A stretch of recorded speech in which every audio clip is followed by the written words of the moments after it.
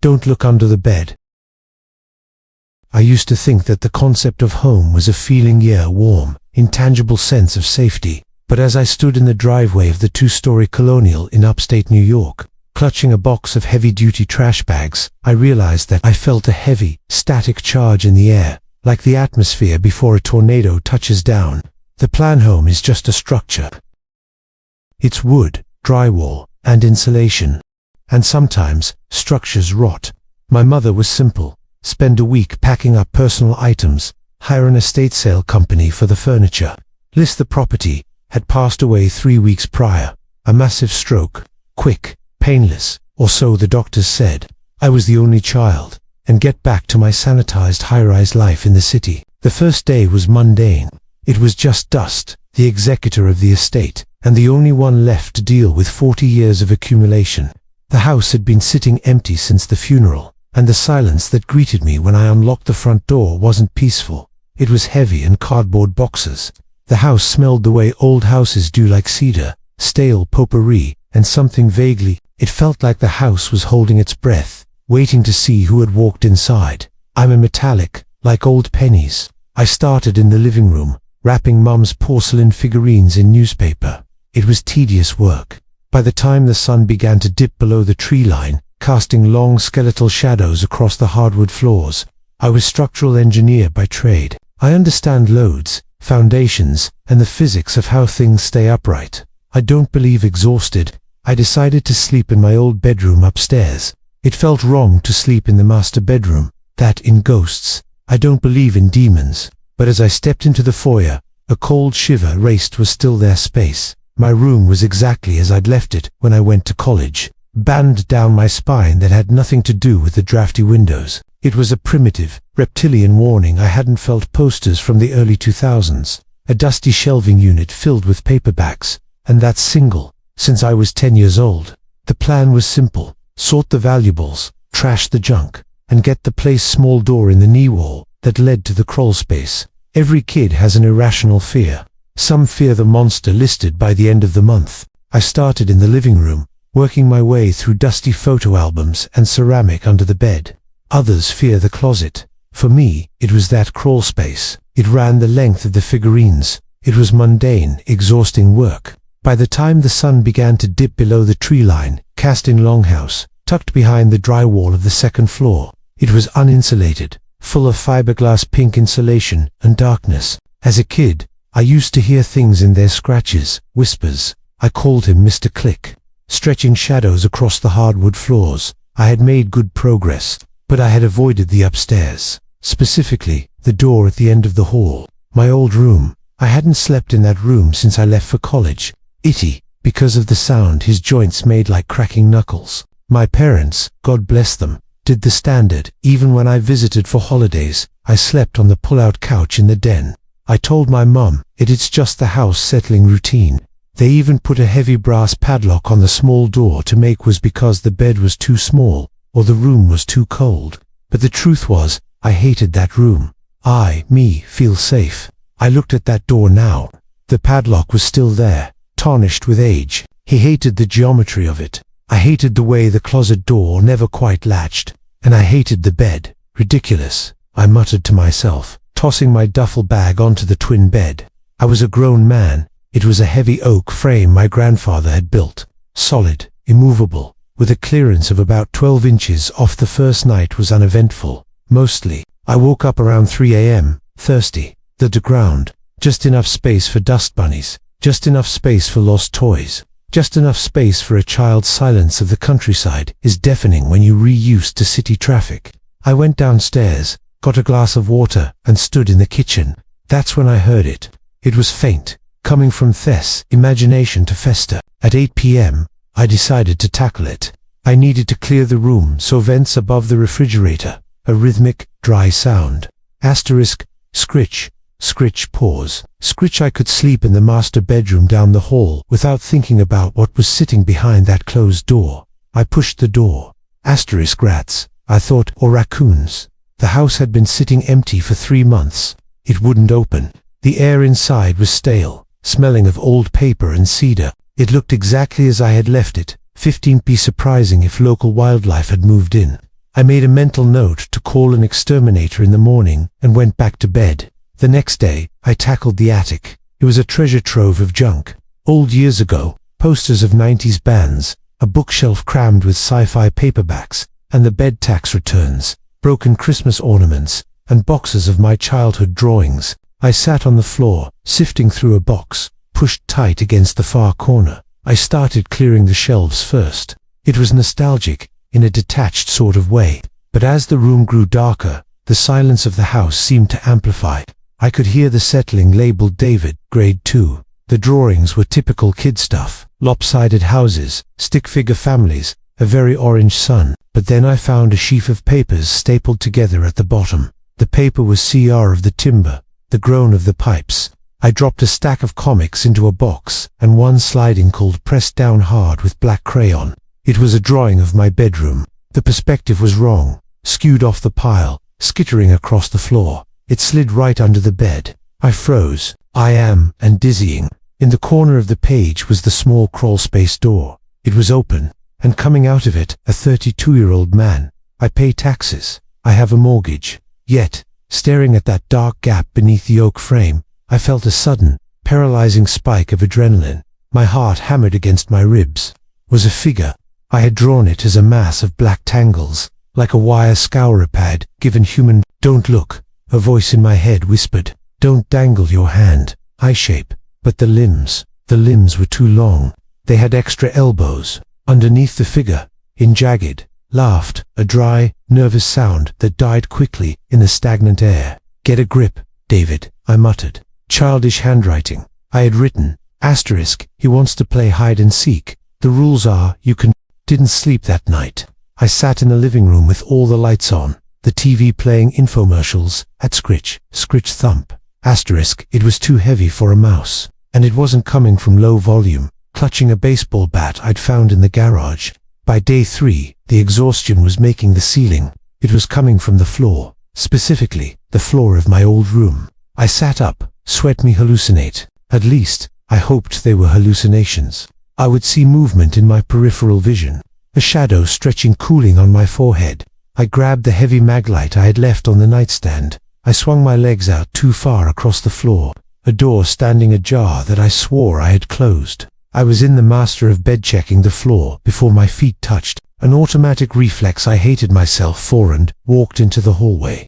Bedroom, packing my father's clothes, when I found his journal in the nightstand. My dad was a man. The hallway light was flickering. The bulb was old, probably loose. I walked toward my door. The scratching stopped a few words. An engineer. He documented everything. I flipped through the pages. Most of it was mundane. The moment I stepped onto the floorboard outside the room. Is anyone there? I called out. My voice. Weather logs, expenses, home repairs. But the entries from the last 6 months were different. The handwriting became erratic. October sounded small. Silence. I reached out and turned the knob. It was cold. I pushed the door open. 12th. The scratching is back. It's in the walls again. Louder this time. Martha. The room was empty. The moonlight filtered through the blinds, painting stripes across the carpet. The boxes were where I had left them. Here's it too. She thinks it's the plumbing.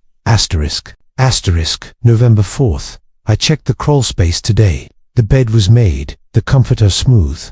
I walked over to the bed. I needed to check. If the insulation is torn up, I found bedding. Someone has been sleeping in there. But there's no point if there was an animal. I had to know. I clicked the flashlight on and dropped to my knees again. I swept entry from the outside. I put a new lock on the interior door.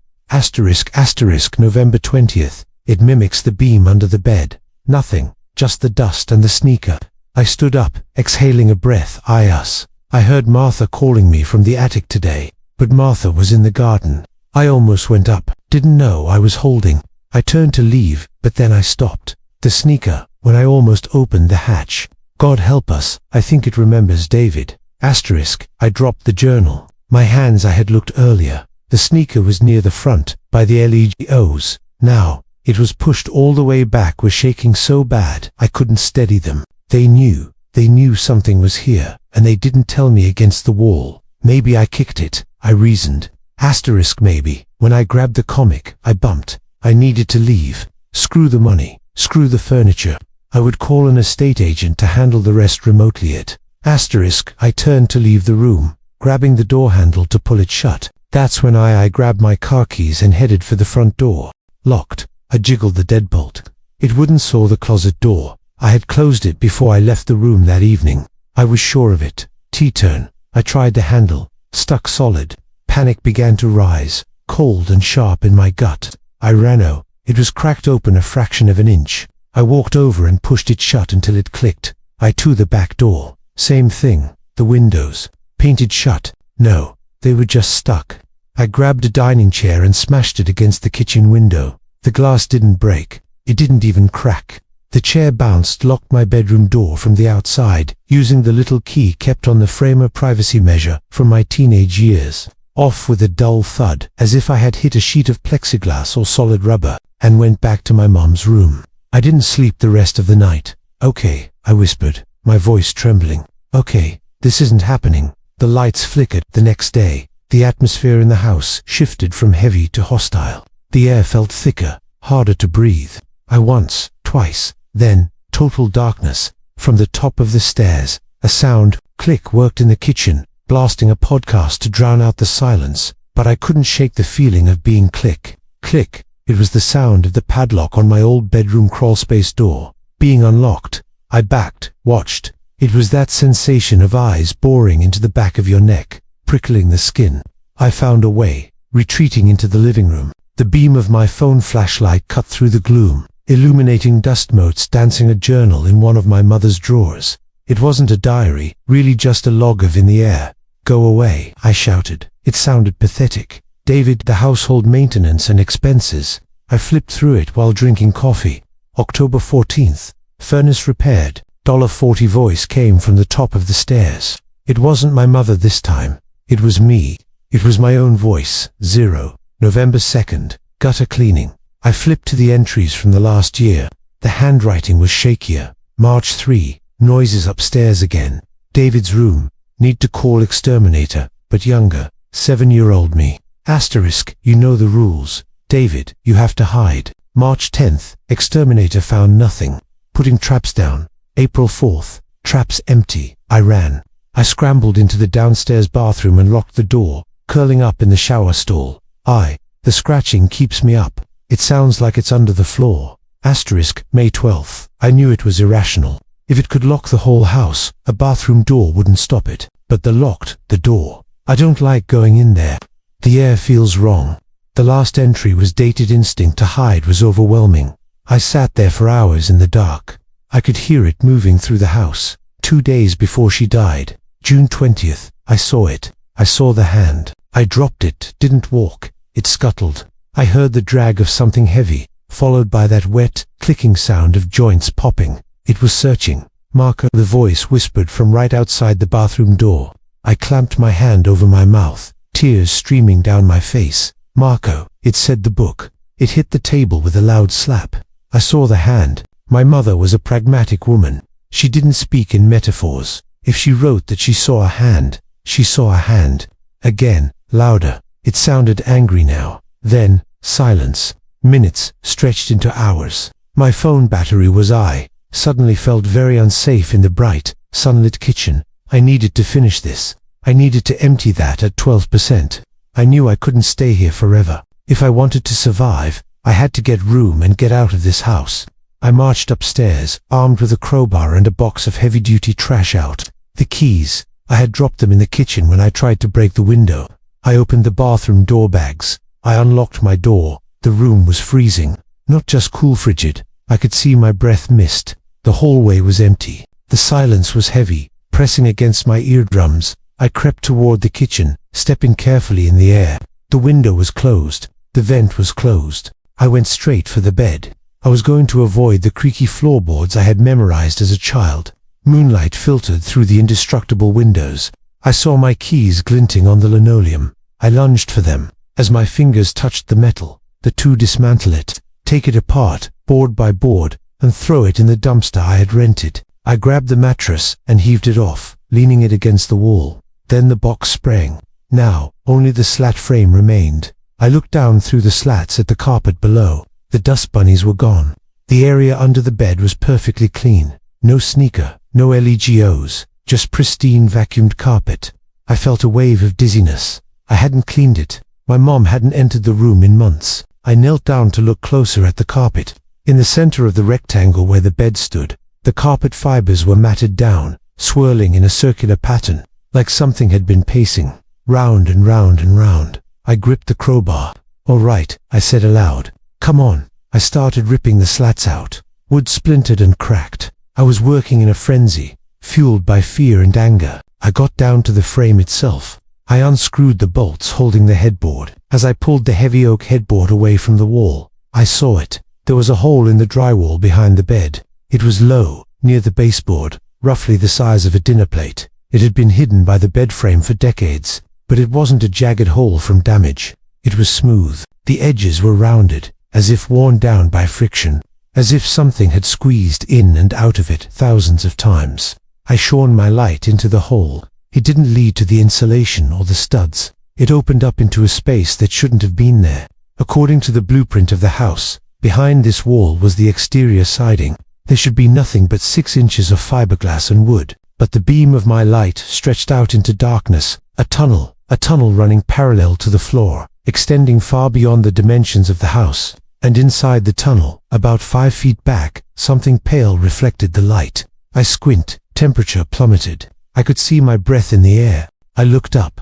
Standing in the doorway to the dining room was it. It wasn't a shadow. It was physical. It looked like a man, but stretched. Its skin was pale, almost translucent, pulled tight over a frame that had too many joints. It was naked, hairless, and its eyes were just sunken pits of shadow. But the worst part was the mouth. It didn't have lips, just a round, gaping hole filled with needle-like teeth. It smiled, or at least, the hole widened. "Found you," it mimicked in my father's deep baritone. I didn't think. I threw the heavy ring of keys at its face and ran. I bolted up the stairs. Why up? I don't know. Panic makes you stupid. I ran to the only place I knew had a lock that I had the key to. My old bedroom.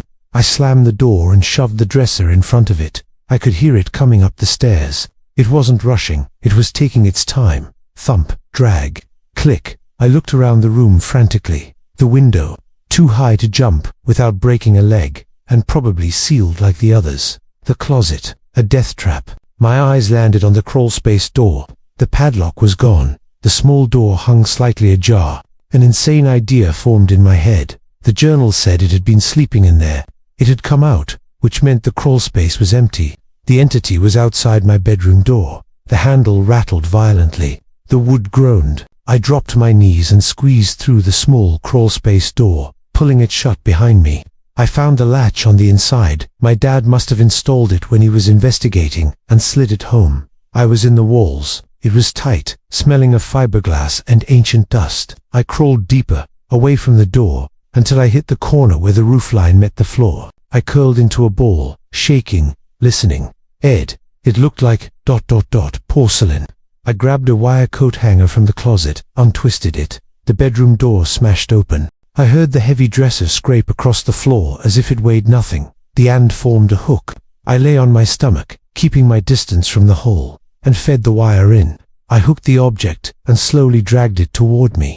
It scraped against the bottom of the tunnel. Scritch, scritch. The sound. That was the sound. I pulled it out into the room. Thing was in the room. "David, I know you're in here.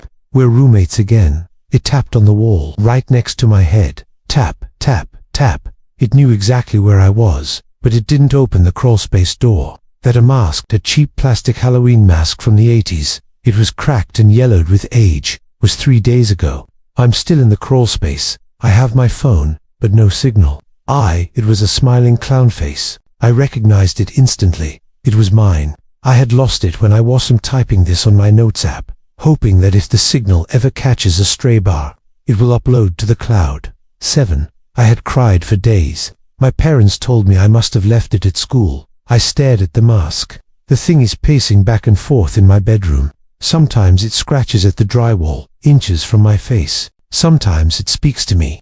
It tells me things about my parents. Horrible things. It tells me how they died. It wasn't carbon. The inside was lined with something dark and flaky. Dried fluid. I stood up, backing away. The hole in monoxide. It says it hugged them too hard. But here is the part that has me staring into the wall, seemed to be inhaling, a soft, whistling draft pulling the air from the room. I needed to cover the darkness, terrified to close my eyes. Yesterday, I found something back here in the insulation.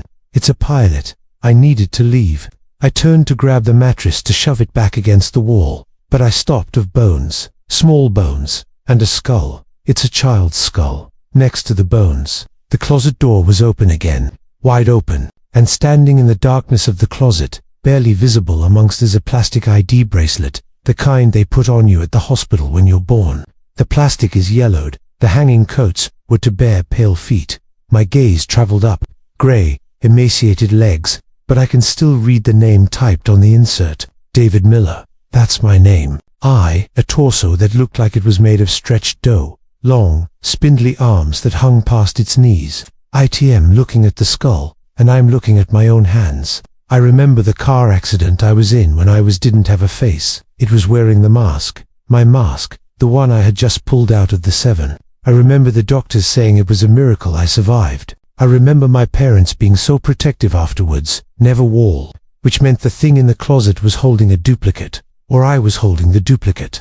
The creature tilted, letting me out of their sight. The thing outside isn't the monster. It's keeping me in its head. The plastic mask remained static. That frozen, painted smile, but the body language was mocking. Found here because this is where I belong. The voice outside just spoke again. It's not mimicking anyone anymore. It sounds you, a voice rasped. It didn't come from the closet. It came from the hole in the wall behind me. Tired. It sounds sad. Son, the thing whispered. Asterisk, please come out. You've spun around. A hand grey, elongated, with too many knuckle shot out of the tunnel and clamped, been dead for 25 years. We just couldn't let you go. We made a deal, but we around my ankle. I screamed. The grip was like iron, freezing cold. It yanked me down. I couldn't pay the price anymore. Asterisk, I don't know what to believe. My hands feel solid. My hunger chin hit the carpet hard, biting into my tongue. I tasted copper. I kicked wildly with my other leg. Feels real, but looking at that small, fractured skull in the dust, the teeth match mine. The gap in the front of my boot connecting with the wall, shattering the drywall. The thing in the tunnel was incredibly strong. It was dragging me toward the left incisor. It's identical. I think the door is opening. I think I'm going whole. The hole that was only the size of a dinner plate. It's going to break me. I thought to see what I really look like.